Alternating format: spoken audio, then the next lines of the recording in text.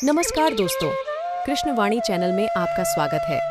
आज की कहानी अगर सफलता का बड़ा बनना चाहते हैं तो लक्ष्य को बड़ा बनाना की कोशिश करें, तभी आप बड़ा लक्ष्य हासिल कर सकते हैं। इस कहानी के माध्यम से जानते हैं, रामायण। बड़ा लक्ष्य हासिल करना हो तो छोटी छोटी सफलताओं पर उत्सव मनाने में उलझना नहीं चाहिए। लगातार आगे बढ़ते रहने से ही काम पूरा होता है। जब हमारे सामने कोई बड़ा लक्ष्य हो तो हमें बिना रुके लगातार आगे बढ़ते रहना चाहिए। अगर रास्ते में छोटी छोटी सफलता मिलती भी है तो हमें रुकना नहीं चाहिए, वरना हम लक्ष्य से भटक जाते हैं। ये बात हम रामायण से समझ सकते हैं। रामायण में रावण ने सीता का हरण कर लिया था। इसके बाद सीता की खोज करते करते श्री राम और लक्ष्मण हनुमान जी से मिले। हनुमान जी ने श्री राम की मुलाकात सुग्रीव से कराई। उस समय सुग्रीव को उसके बड़े भाई बाली ने राज्य से निकाल दिया था। उसकी पत्नी को भी अपने पास ही रख लिया था। श्री राम और सुग्रीव ने एक दूसरे की मदद करने का भरोसा दिलाया।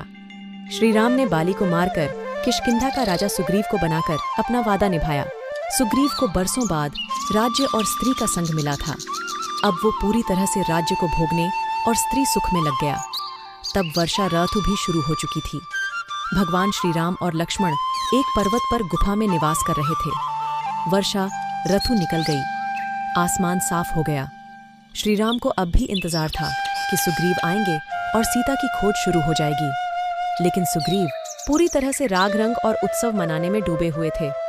सुग्रीव को ये याद भी नहीं रहा कि श्री राम से किया वादा पूरा करना है। वह ये वादा भूल गए। जब बहुत दिन बीत गए तो श्री राम ने लक्ष्मण को सुग्रीव के पास भेजा। लक्ष्मण ने सुग्रीव पर क्रोध किया। तब उन्हें एहसास हुआ कि विलासिता में आकर उससे कितना बड़ा अपराध हो गया है। सुग्रीव को अपने वचन भूलने और विलासिता में भटकने के लिए सबके सामने शर्मिंदा होना पड़ा, माफी भी मांगनी पड़ी। इसके बाद सीता की खोज शुरू की गई। रामायण की सीख, रामायण के इस प्रसंग की सीख है कि छोटी सी सफलता के बाद अगर हम कहीं ठहर जाते हैं, उत्सव मनाने लगते हैं, तो मार्ग से भटकने का डर रहता है।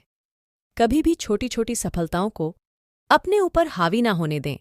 अगर हम छोटी या प्रारंभिक सफलताओं में उलझ कर रह जाएंगे तो कभी बड़े लक्ष्यों को हासिल नहीं कर पाएंगे। यह कहानी आप सभी को कैसी लगी?